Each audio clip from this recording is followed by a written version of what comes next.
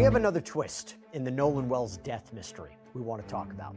His friends, who have come under a cloud of suspicion and rumors and are lawyering up, possibly about to take legal action, they have visited the barrier island near where Nolan's body washed ashore. Why? What does this mean for the investigation? What does this mean for the search for the truth? Let's talk about it. Welcome to Sidebar, presented by Law and Crime. I'm Jesse Weber. We have an update on the Nolan Wells case that we want to talk about. Friends of this deceased 18-year-old college football player reportedly visited Horn Island at the end of last week, on Friday. Remember, Nolan's body washed ashore near this barrier island on July 6th after a boating trip over the July 4th weekend with his friends. And this is key. According to TMZ, the young men here, Warren Hudson and Jack Spatalo, took their lawyers, J. Tyler Cox and Edward Andrew Paltzik, to investigate. It seems they may be conducting their own independent investigation after they retain counsel. And this is all in light of reported threats they may have been receiving. There has been online speculation that they were somehow involved in what happened to Nolan. To be clear, there is nothing that we have seen publicly released by authorities to verify that in any way. They deny any allegations. And by the way, the attorneys also represent another one of Nolan's purported friends, Morgan Seymour, too. And the investigation by the Jackson County Sheriff's Office is still reportedly underway. And even though sources reportedly say that the official autopsy has been completed, those results haven't been released. It's reported that this case will be presented to a grand jury for potential criminal charges, which is our understanding to be procedure under Mississippi law. But after that grand jury is when we may see the results of this autopsy and the toxicology report. But look, the bottom line is we don't even know if a crime has been committed or allegedly committed in connection with Nolan's death or the investigation in any way. There have been no criminal charges. There have been no arrests. There have been 3 arrests in connection with those allegedly making threats. We've talked about that before. That's something else. But here's where it gets really interesting regarding this trip back to the island. So according to TMZ, Attorney Cox said things got very emotional when these guys went back to Horn Island. Cox reportedly said the trip was tough for Warren and Jax because that's the last place they saw their best friend. A couple of times we had to pause and give them their space. He emphasized that Nolan was like a brother to them, that Nolan loved them, that they haven't even had an opportunity to properly grieve. Cox said that they wanted to show Attorney Paltzik what's referred to as the washing machine. This is reportedly a part of the island where the tides create this kind of whirlpool effect. Paltzik reportedly confirmed those were the same conditions as when Nolan disappeared and was later found dead. They chose to remain on the island. That single line, pulled directly from the Department of Marine Resources incident report, is where the official narrative of Nolan Wells' death begins to fracture. It's a sentence that carries the weight of a locked door. On one side, the account provided by the young men who were with him. On the other, a grieving family staring at that statement like it was written in a foreign language. Imagine a photograph of a boat pulling away from shore, but the photograph has been torn precisely down the middle. The half you hold shows the boat and the faces of those leaving. The missing half shows the island and Nolan and a figure standing next to him that the official record labels only as an unknown female. That torn photograph is this entire case. Before we go deeper into what the documents actually show, make sure you're subscribed to Beyond the Gavel File.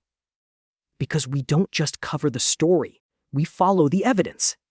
The family's attorney, Ben Crump, responded to the recent maneuvers by the Friends legal team with a phrase that functions as a surgical instrument.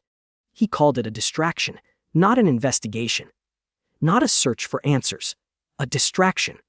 And when the Friends attorneys released their statement on August 9th, calling their clients completely innocent and decrying hordes of hustlers, opportunists, and vultures, they were deploying a specific litigation strategy. They were building a defamation case. They announced lawsuits would be drafted, quote, damn near immediately, targeting 2 recognizable individuals. This is not the language of mourning. This is the language of legal combat. And yet, the official autopsy sits unreleased, waiting behind the closed doors of a grand jury proceeding under Mississippi law. One independent autopsy commissioned by the family returned a cause and manner of death as undetermined, partly because the body received by the private pathologist was missing components of the throat, retained by the state for further testing. And this is namely, in his opinion, murky water, non-swimmable conditions.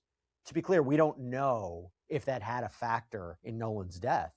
And not only do we not know the results of the official autopsy, but the independent autopsy, right? The one that was commissioned by Nolan's family, who are conducting their own independent investigation through their attorney, Ben Crump, listed the cause and manner of death as undetermined.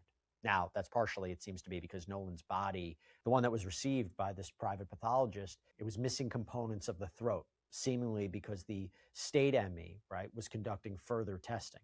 But if you recall, the narrative that we've heard is that the last time the friends saw Nolan was when he left their boat to stay on Horn Island, allegedly to talk to a young woman.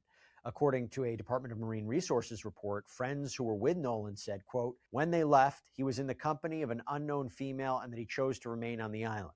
However, Nolan's family said this doesn't make sense, that Nolan wouldn't go out on his own. Even one of Wells' friends, Javon Williams, told CNN, I've never known Nolan to stay back while his friends leave. He's always been a guy where if he rode with you, he's going to come back with you. That's always how he's been every single time. In a statement to People on August 9th, attorneys Paltzik and Cox said in part that their three clients, quote, are completely innocent young men. Each of them love Nolan Wells as a brother, and each are haunted to the cores of their souls by Nolan's tragic death. Magnifying the tragedy, hordes of hustlers, opportunists, and vultures have descended upon the beautiful community of Ocean Springs, Mississippi. Their aim is to divide a town, fuel political agendas, and profit from this tragedy. We, on the other hand, only deal in evidence, facts, and reality. We will never defame, guess, or speculate. And here is the truth. We don't know how Nolan Wells died. But what we do know, beyond any doubt, is this. Warren, Jax, and Morgan had nothing whatsoever to do with Nolan's death. To all those who have defamed these good Ocean Springs people, we recommend in the strongest possible terms that you immediately apologize and retract your lies. Otherwise, we will see you in court faster than you could say rush to judgment. And this was interesting. According to the Sun Herald, attorney Paltzik announced that he and attorney Cox are planning on filing lawsuits against two currently unidentified individuals, that the suits would be drafted, quote, damn near. We are watching three parallel investigations unfold simultaneously. The sheriff's investigation, the family's investigation, and now the friend's investigation, complete with a guided tour of Horn Island to observe what they call the washing machine, a whirlpool effect where tides create murky, unswimmable conditions. This is the point where the geometry of the case becomes unstable. The friends visit the island not to gather evidence. As their own attorney stated, there is none to gather, but to understand the layout and dynamics. Visit the island with their lawyers. What are they hoping to learn by visiting the island? So I can kind of understand why they'd go back. You know, there's a big difference between remembering a location and then physically standing at that location, right? So distances look different. The sight lines look different. Everything looks different. And so we talk about memory recall. One of the things that I teach is memory recall. And I teach, especially when it comes to victims and witnesses, to concentrate on the five senses. And one of the reasons why I do that is, for example, Jesse, if you heard a song that you haven't heard in like 10, 15, 20 years, that song would bring you back to a time almost instantaneously. And what's remarkable about that is you may start to remember memories that you may have otherwise forgotten about. Everybody does that, whether it comes to a song that you've heard, something you've heard, maybe a smell, touching, feeling, tasting, things of that nature. So we concentrate on the five senses when it comes to witnesses. And so I don't know why these kids went back, why their attorneys wanted them to go back. I have no idea, but I could surmise that everything looks different. It's easier to say one thing, but when you're there and you can feel it and you can smell it and you're around it, you start to remember things that maybe you just everything looks different. And so I really think it could really help with memory recall. In fact, if I'm conducting the investigation and the witnesses were willing to, the kids were willing to go back with me, that's something that I would have suggested. Hey, let's go back to the island and let's talk about what we're seeing here. So I don't know specifically why they went back, but I could surmise in the types of investigations I've done why I would want to do that. It would also be, whether you're an investigator or a lawyer, to match up their initial story that they told you with what the area looks like. I would imagine that, right? To see, if there's any kind of inconsistencies. Sure, absolutely. And listen, you hit it. You've got to test the statements, right? Witnesses can, because I can assure you that these kids weren't the only people they spoke to. I'm sure everybody that they had the opportunity that was on that island, they're going to speak to. And so whether you're an attorney or whether you're in law enforcement, you've got to match the statements. You've got to test the statements. I've said this 1,000 times in my career, especially when I'm teaching. Witnesses can be wrong, right? Not because out of malice or not because they're doing anything nefarious or they're trying to hide anything, but memory is flawed. And so I would like to go back and take a look at everything, and I would like to test the statements of all of the witnesses involved, including the young men that were involved. They seek to demonstrate that the water itself was a lethal force, that Nolan, an athletic college football player and strong swimmer, could have been taken by conditions no human could survive. Their legal defense fund has raised over $166,000. Their attorneys promise to see defamers in court faster than you could say rush to judgment. A legal defense fund currently has raised now over $166,000. And it says in part, quote, since Nolan's death, Warren Hudson, Jack Spatalo, Morgan Seymour, and many others have been inundated with death threats, threats of violence, and defamation. They have been falsely and wrongly blamed by individuals online and in the media of either directly or indirectly having a hand in Nolan's death. Most of them could not even attend their own best friend's funeral. Why? Because race baiters sent a deranged army after them online in the name of justice. Since the beginning of the investigation, these young men have cooperated with authorities, turned over all the information they had, and provided an overwhelming number of witnesses accounting for their whereabouts. Some of them even reported to speaking up publicly to defend themselves against baseless allegations. But unfortunately, it has become clear that the truth doesn't matter. Our first goal is to raise money to defend these friends against incoming wrongful death actions filed by attorney Ben Crump and his team. Our second goal is to fund a robust legal team to sue for the litany of slander and libel being spread by not only Crump, but also many social media influencers, news outlets, and local provocateurs who know better. This is not about silencing legitimate discussion or respectful disagreement. People are free to ask questions and express opinions. This is about drawing a line against defamation, targeted harassment, threats of violence, doxing, intimidation, and coordinated campaigns that destroy lives before the facts are known. Your donation says that enough is enough. Your donation says that the time of exploiting a tragedy under the guise of justice and leaving a community in ruins after squeezing as much money out of it as possible is over. Nolan deserved dignity, not this. Oh, and by the way, TMZ caught up with Ben Crump when he was in New York City to get his thoughts of these young men lawyering up. He claimed all of that is a, quote, distraction, and said they are, quote, focused on getting to the truth of what happened to Nolan Wells. That's all that matters to us. And standing in the middle of all this is a family that has not been able to bury their son with answers. A distraction. That's what Crump called it.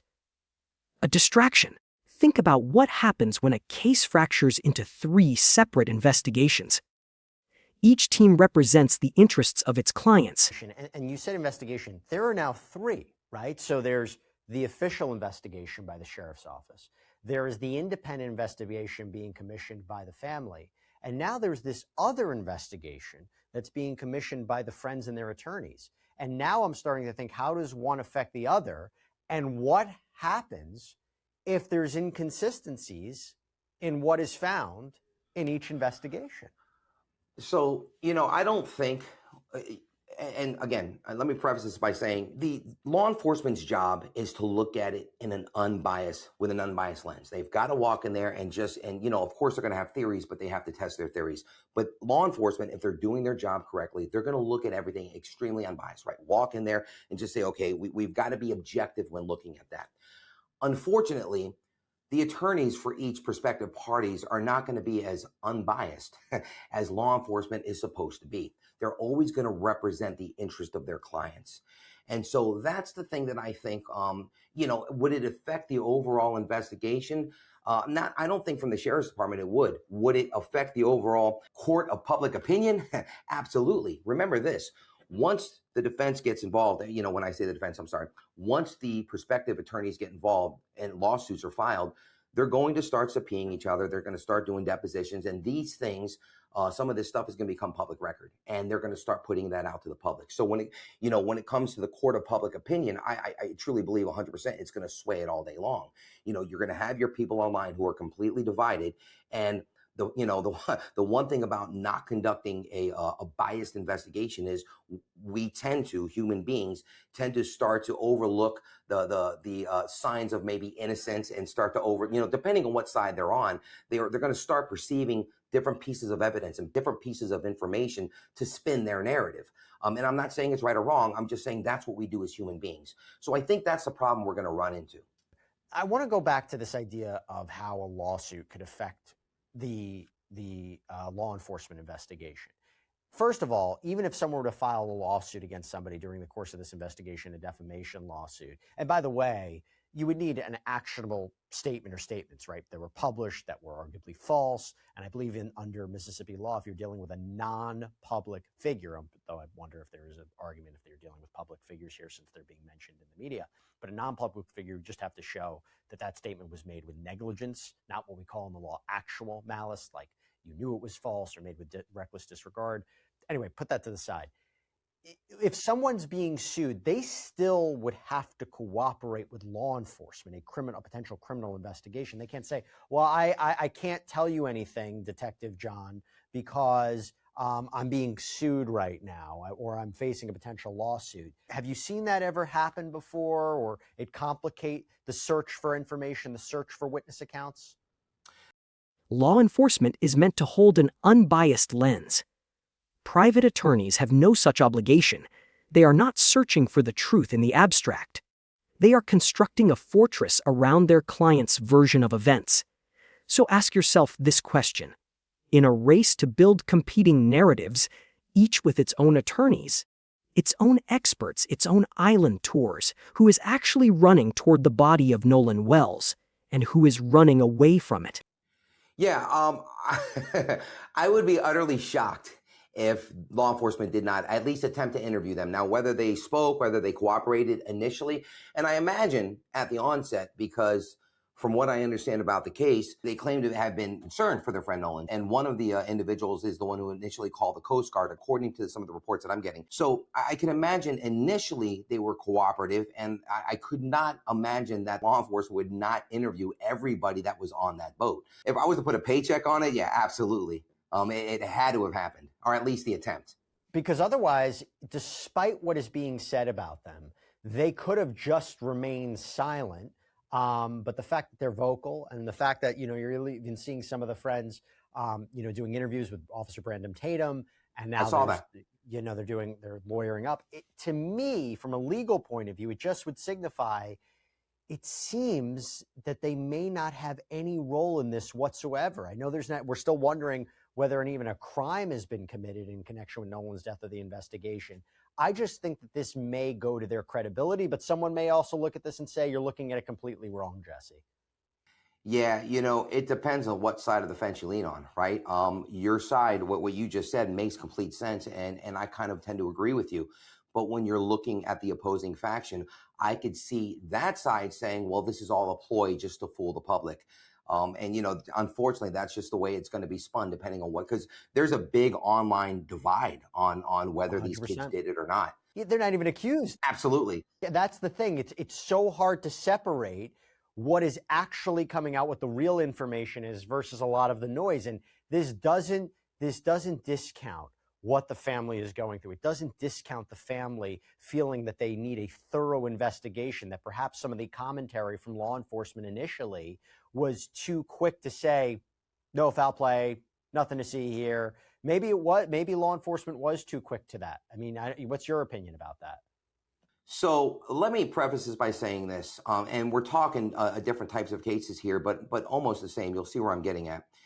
In almost every single case where, let's say hypothetically, there was a suicide, I've worked numerous suicides, And the family, 70 to 80% of the time in every case that I've worked, and I don't blame the family for feeling this way. I'm kind of going off of what you just said. In 70 to 80% of the cases that I've worked that were suicides, they never believed that their loved one actually killed themselves. They always blamed it on something else. Maybe that they were set up, that it was a staged murder. And I would get that a lot. So I completely get why the family feels this way, and I don't blame them at all. It's some of the online rhetoric that drives me crazy of people that aren't involved. I can certainly see why the family of Nolan, why they would feel the way they feel. It's perfectly normal and natural for them to want to question what took place. Did something nefarious happen? Were the kids responsible for it? Did they hurt him? Did they negligently leave him behind? Whatever, is going through their minds right now, the family of Nolan's minds, I completely understand why. Whether these kids did anything wrong or not, I certainly understand why they would feel that way. Why? A distraction. That's the accusation. A distraction. What about the other way of looking at it? So the Sun-Herald reports that Attorney Cox says, we have spoken to witnesses, collected evidence, and turned everything we have over to the appropriate authorities, all of which has been verified. Do you see situations where law enforcement, their resources could be limited in a way, but through the course of civil litigation, through the course of an attorney, they gather evidence and then turn it over to law enforcement? I mean, that's interesting the way to think about it too. Yeah, it's funny when you say this, and it's a different case, but off the top of my head, I remember investigating a home invasion robbery. It was all drug related. And naturally, the victims, their defense attorneys were worried that they were going to get arrested for possession of narcotics. There was evidence in that house that implicated the defendants, and that made the case a lot stronger. And yeah, all of the stuff that they found in the house was turned over to law enforcement. We were able to use that in trial. So I've seen that happen. Does it happen all the time? I don't know. But me personally, I've dealt with that before. This is an interesting situation. You have all these eyeballs on this. There's a ton of spotlight. I've said this before. One thing for Ben Crump, I mean, he has brought a spotlight to this, put pressure on law enforcement to do this the right way, for the DA's office to do this the right way. And look, we're waiting right now. I don't know the status of the sheriff's office investigation. I don't know when it's going to be presented to a grand jury. We're kind of in a waiting period here. And I imagine that's a very, very difficult and tense position for law enforcement to have all this attention on them in this way. Is it not? It is. And the one thing it looks like they're doing things the right way. I always caution when I teach, I always caution my guys, never let the media, never let your administration, never let anybody rush your investigation. Our job is to do a complete and thorough investigation. And this high profile case, I could see where it would cause, it could, if the right investigators and the right administration at that police agency, if they're not doing the right thing. But it seems to me, and again, I've never spoken with anybody down there, so I don't know, but what I'm looking at, it seems they are doing the right thing. They're taking their time. They're not falling to political pressure. They're not falling to the media pressure. And I think that's very, very important. As long as we know as investigators, hey, listen, we're not going to follow these outside influences. We're going to do a complete and thorough investigation. And sure, it's frustrating, but this is our job and this is what we have to do. And no matter which camp, whichever side you're looking at here in terms of law enforcement or this independent investigation, everybody's trying to find the truth of what happened to Nolan. And look, again, it doesn't discount. The family wants answers. They want their own team. They want to verify whatever the results are of the state investigation, and they have every right to do that. And hopefully this family is going to get the answers one way or another that they deserve. We don't know how long this is going to take, but we're going to stay on top of it. John.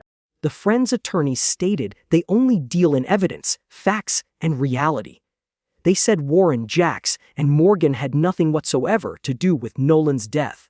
That is a declarative statement delivered with absolute certainty. But certainty is not evidence. Certainty is a litigation posture. And the autopsy results, the official ones commissioned by the state of Mississippi, remain locked behind a grand jury that has not yet been presented with the case. We are left with a drowned teenager, a throat tissue sample held in a state lab, and a whirlpool that may or may not explain everything. It's interesting. I'm looking at this statement from Sun-Herald. Attorney Cox had said regarding Attorney Palcic, Andrew Palcic, now that Edward is on board, he needs to lay eyes on the island himself, not to gather evidence, as there's no evidence to gather on Horn Island, but to understand the layout and dynamics of the island. And one of the things that I had mentioned earlier is there was this conversation about a whirlpool effect. So they talked about the conditions matching what or potentially matching what the conditions were like the weekend that Nolan disappeared, the whirlpool effect of the water creating these tides, and that it creates murky water, unswimmable conditions. It seems to suggest that perhaps what happened to Nolan was a tragic accident, that if he went into the water, even though it's been said he's incredibly athletic and a good swimmer, could there be a condition that the water was in, that you go in there and there's no way to get out safely? Sure, it is not beyond the realm of possibilities. I mean, that absolutely could have happened. And from someone who has no idea, I wasn't there. I haven't looked at all of the evidence yet. I'm sure that, some evidence has been released to the public, but not everything has been released to the public. That was one of my initial thought processes. Any investigation that you work, even if you think your guys are guilty, you always have to kind of red team it. You always have to ask yourself, okay, yeah, I know what this looks like, but we've got to be fair to everybody, suspects included. I know what this looks like. It looks nefarious. And I'm not saying specifically in this case, but in general, I know it looks nefarious, but at the end of the day, what are the other possibilities? Because we never want to convict an innocent person. And likewise, we don't want the victim of a crime, their crime, to go unsolved. So you have to look at it. If you're going to do a responsible investigation, you have to look at it from all sides. And what you just said, Jesse, is so possible. It's very plausible. So I can see why they would want to go back and talk about that whirlpool effect. The family's position is that Nolan would never have stayed behind on an island while his friends left. One of his other friends, Javon Williams, told CNN, if he rode with you, he's going to come back with you. That contradiction between the official narrative and the known character of the deceased is the crack through which everything else pours. Go to the Jackson County Sheriff's Office Public Records portal and search for the initial incident report filed on July 6th. Read the narrative section carefully. Then ask yourself this: does the official story, as it was written in those first hours, match the physical evidence that a grand jury is now being asked to weigh? Leave your analysis in the comments below. If you want to stay on top of this case as the grand jury proceedings develop, like this video, share it. Subscribe to Beyond the Gavel File and turn on notifications. The evidence doesn't lie, but it does wait.